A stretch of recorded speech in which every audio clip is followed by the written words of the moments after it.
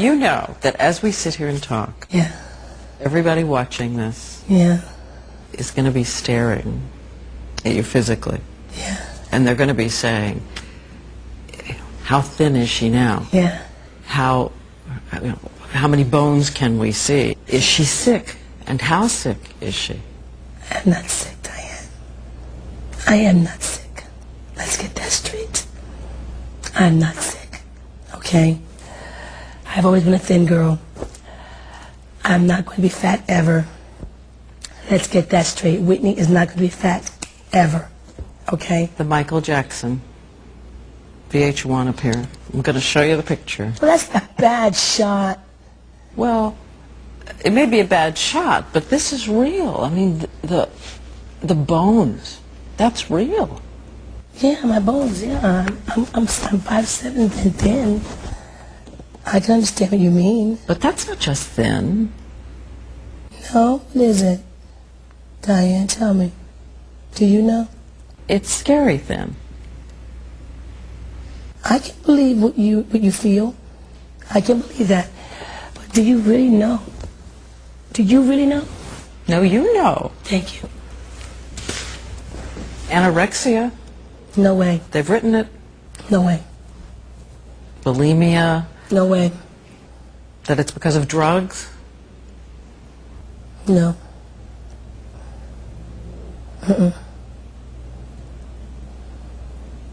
Now, I grant you, I partied.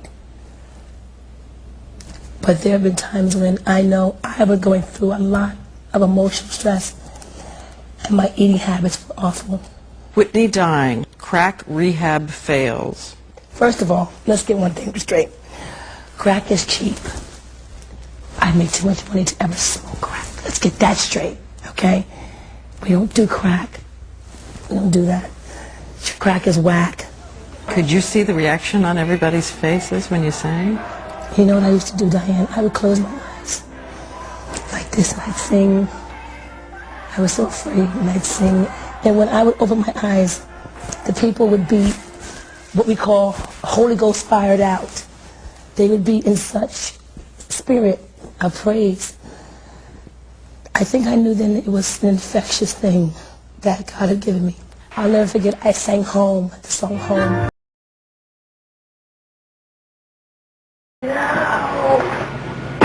It wasn't always about the drug. I would stay in my room for days at times, just trying to get it together to know what my next phase was going to be. In the mid-90s, you said, I feel old. Yeah, like I've been through a lifetime of stuff. And that it just wasn't any fun anymore. No. I enjoy what I do. I love to sing, but it's just not fun anymore. Because? People are different in the industry. It's about the money. It's about get it fast. You think you're not tough enough for this business? Oh, I'm tough enough. That was a quick answer. Yeah, I mean, I've lasted this long. You gotta be tough. The cancellations. Did they tell you how many? Do you know how many? Look at my record. See the concerts I've done and see how many I've canceled in the 17 years of my career and add it up. But when you read the articles and people talk as if you're just impossible because you may show, you may not show. Not true, not true, not true, not true. But there's some high-profile things you didn't show for. True. I cried. I cried. They just all of a sudden just say one day he's not there. He's gone. That hurt a lot. But not showing up for Clive. Oh, yeah, that was between him and I. We won't discuss it. Okay, the Academy Awards. Okay. I was fired from the gig. I didn't mind. I really didn't want to do it anyway. But I was past that. I'm past that and it's over now. Why were you fired? Because I was not getting along with the guy that was directing the whole thing, who I've known since I was a kid. I think you said laryngitis at the time. I don't think that's what you said. And that's all there was? That I can remember. People were saying that sometimes you just didn't, you didn't seem there. Really? Yeah. Probably wasn't. I'm the kind of person, if I have a day that is nerve-wracking or my week has been bad or something's going down, I won't eat. Some people eat, I don't eat. And it shows in my physical frame. Can I ask how much you weigh now? Sure. How much do you weigh now? I ain't telling you. I think I just got sucker punched. Do you work at it now to keep your weight up? No. You know what? Well, but if people are going to be looking and people are going to be pointing. But they always have. From the moment I stepped out there. They always have. And looking back, do you apologize? Do you Yeah, want them there are to... things I apologize for. But the things I apologize for, like my concert dates, those things I apologize for because the people really matter to me. They matter to me. And I know they came up to see me. And I apologize for that. I'll make it up to you.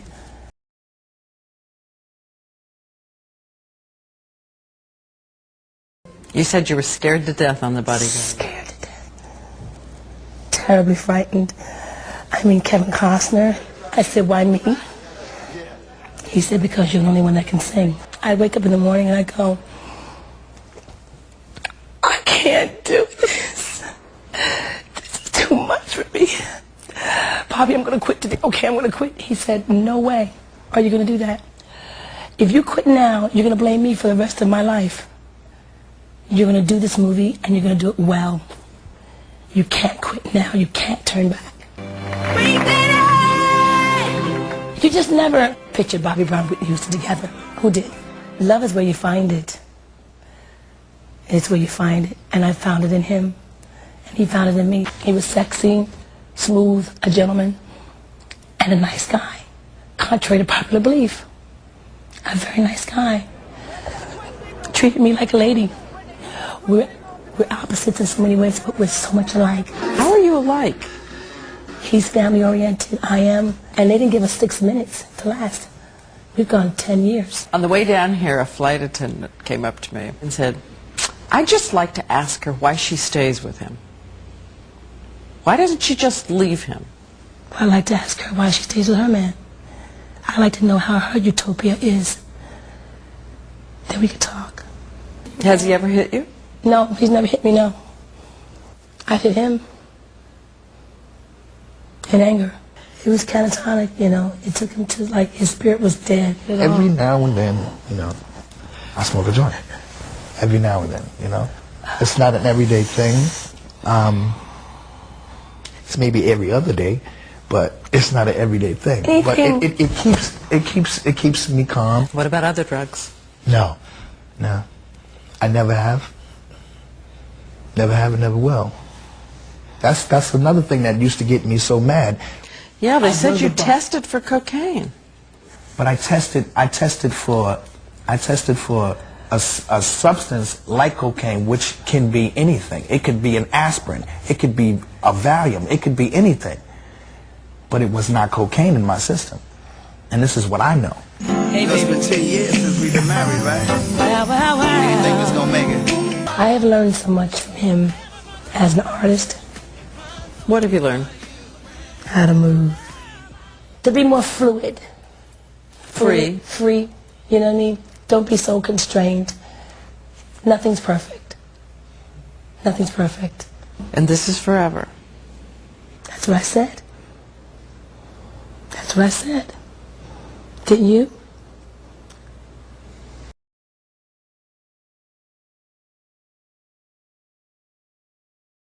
My business is sex, drugs, rock and roll. You know? Me, my friends, we have a good time. But as you get older and you get wiser, you know, you stop a lot of the kid stuff. I had no time to grow up. I had no time to party. I didn't even date in my 20s. It was rough. It was rough. I think I kind of reverted back as I got older and said, well, I'm just going to party, you know. It was kind of a rebel in me, you know. Did you think how dangerous it was? No, I wasn't like shooting heroin or anything. This says $730,000 drug habit. This is a headline. Come on. $730? I wish. No, I wish whoever's making that money off of me could share it with me. No way. No way. I want to see the receipts from the drug dealer that I bought $730,000 worth of drugs from. I want to see receipts. Is it alcohol? Is it marijuana? Is it cocaine? Is it pills? It has been. At times. All? At times. If you had to name the devil for you, the biggest devil among them? That would be me. It's my deciding. It's my heart. It's what I want and what I don't want. Nobody makes me do anything I don't want to do. It's my decision. So the biggest devil is me. I'm either my best friend or my worst enemy. And that's how I have to deal with it. Do you think of yourself as an addict? I am addicted to a few things.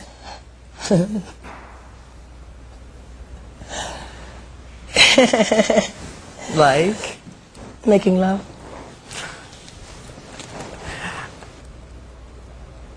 I don't like to think of myself addicted. I like to think of I had a bad habit, which can be broken.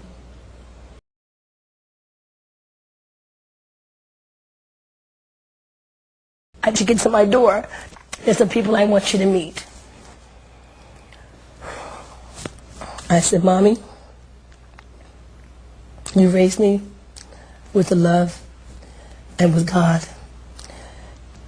Now, if I can't make it with you and with the love of God, I'm not putting my life in someone else's hands. I'm not doing it. I'm not doing it. And nobody else. I don't care where they're from, what council service or whatever they're from. If you do this to me, I will go and leave the country and take Chrissy with me, and we'll just go. And I was very serious. And she said, everybody leave, please. Wait a minute, because she's serious.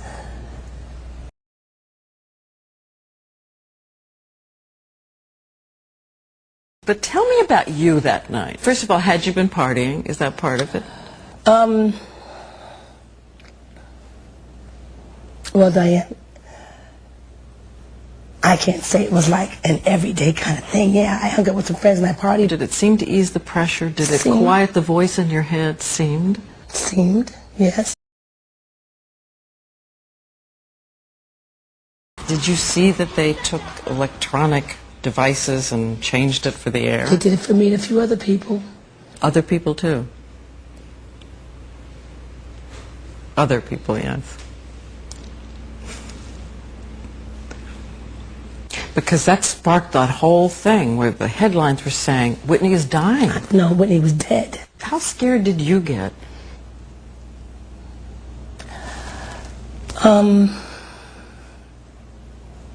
Scared.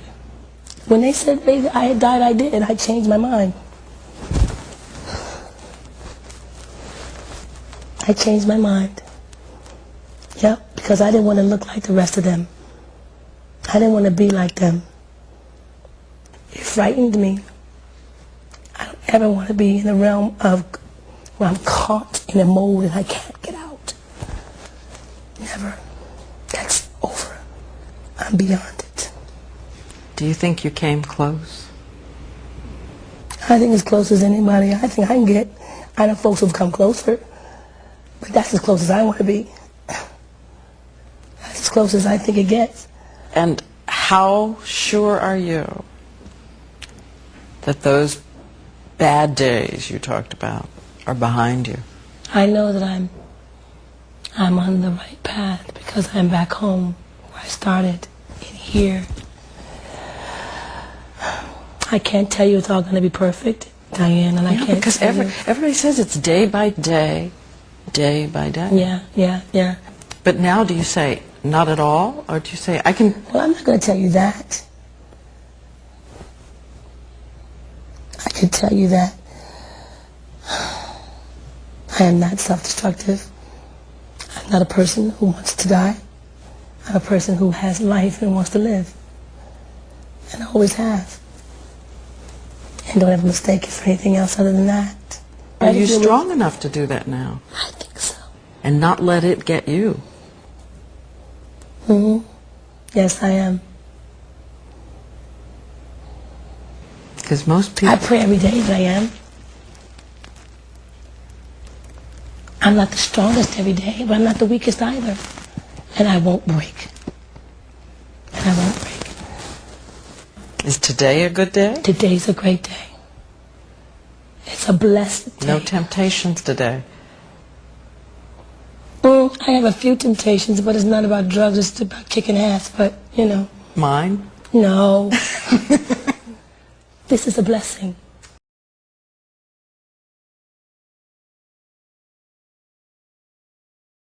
Your cousin. Jesus. Your cousin did. Very isolated incidents. One had nothing to do with the other. I've talked to people who have been through rehab, and a lot of people that come through it with God. They tell you in a rehab that 90% of you are going to return. That's not nice. That's not nice. So what I did is I looked at my soul to see what was missing. So for the people out there who say, we want to help build a barrier between her and drugs, what do you want them to pray for?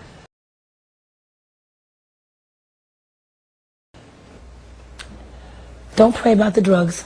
Leave the drugs alone. Why? Don't Why? Pray for me as a person, for my soul, that I'm stronger.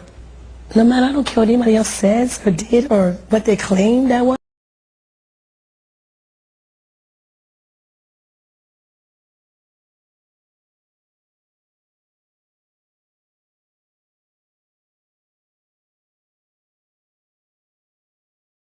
There isn't competition. There's no competition. That's my husband. If you want to be my friend, let's remain friends. If you can't handle that, sorry. And I love you. Your father's filing suit against you. $100 million. Do you feel betrayed? It hurts. They'll never get $100 million out of me. I know that. But they claim that you haven't paid them for things they did, like... They were never hired. But I won't get into it. Have you talked to him? What has he said to you? My father is 81, very sick. His health is failing. Somebody who my father's associated with has put fear in his heart, as if he's not my father and I'm not his daughter. Do you still love him? Absolutely. He gave me life. Before all of this, there were years that I can't forget.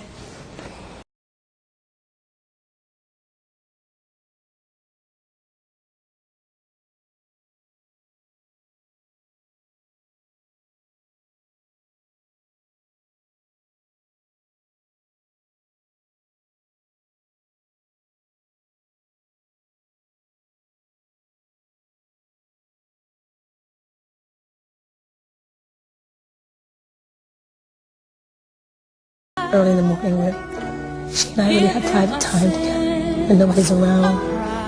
And I'll sneak into her room at about 6 o'clock. I'll get into bed with her and I'll say, okay, we gotta get up in a little while. And I'll rub her stomach, wake the stomach up, wake up the back, wake up the mind, wake up the body, talk. Perfect day is like on like a Sunday or something like that when we like sit and, you know, we either watch TV or like listen to gospel music or have breakfast together. And what do you like about your mom's voice? I like her voice because it's really nice and it makes me go to sleep. She sings you lullabies? I love you. Oh. Dinner, dinner. I love you. No. 10 years from now. Yeah. Give me the perfect life for Whitney Houston? Retired, sitting, looking at my daughter grow up, become a great woman of God, grandchildren. And perhaps some measure of peace for Whitney Houston, a woman whose ethereal talent is matched only by the uncertainties of her all-too-human life. This is my time now. You know, love me or leave me. But love me, because I love you.